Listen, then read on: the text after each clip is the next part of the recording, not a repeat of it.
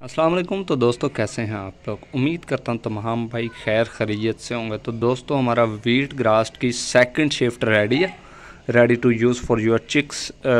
Third खेप वो बन रही है और फोर्थ शिफ्ट ये तैयार हो रही है। ये वीट ग्रास प्लस पालक मैं इन्हें इस्तेमाल करवा रहा हूँ अपने चिक्स के कैल्शियम और विटामिन बी और विटामिन सी की कमी की पूरा करने के लिए। अब 200 ग्राम वीट मैंने यूज़ की थी यहाँ पे, 200 ग्राम गंदम इसके अंदर मैंने लगाई थी, 200 ग्राम उसके अंदर लगाई थी। उसके अंदर से एक बार मैं काट चुका हूँ, जबकि सीड जिसके अंदर ही है ये दोबारा तैयार हो रही है। इसे मैं पानी लगाता रहूँगा तो ये दोबारा एक हफ्ते के अंदर तैयार हो जाएगी। तो ये एक तो आपका प्रॉफिट इंक्रीज़ करती है, क्योंकि जैसे ही आपका एक्सपेंस कंट्रोल होगा आपका प्रॉफिट बढ़ेगा। ये 200 ग्राम फीड समझ लें कि 2 चूज़ों का एक टाइम की खुराक है, ठीक है। लेकिन ये 200 ग्राम फीड से कम 1000 ग्राम ग्रास मैंने ग्रो किया। वीट ग्रास, ये आम ग्रास नहीं है, वीट ग्रास है, इसके अंदर ज़्यादा पावर होती है।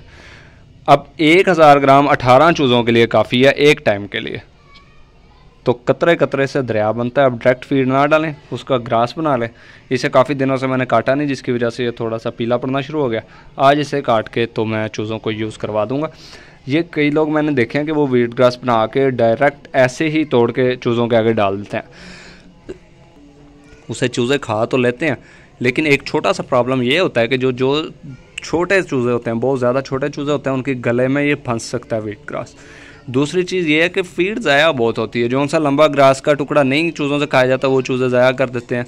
तो हम क्या करेंगे, मेरे पास छोटी टोका मशीन है, जैसे बिल्कुल पट्ठे वगैरह ब्रीक करके भैंसों वगैरह को डाले जाते हैं, उसी तरीके से मैं अपने वीट ग्रास को भी बिल्कुल बारीक करके जो है वो यूज़ करवाता हूँ अपने चूज़ों को। इसके बाद हमारी वो पालक तैयार हो जाएगी, हम पालक डालेंगे चूज़े को।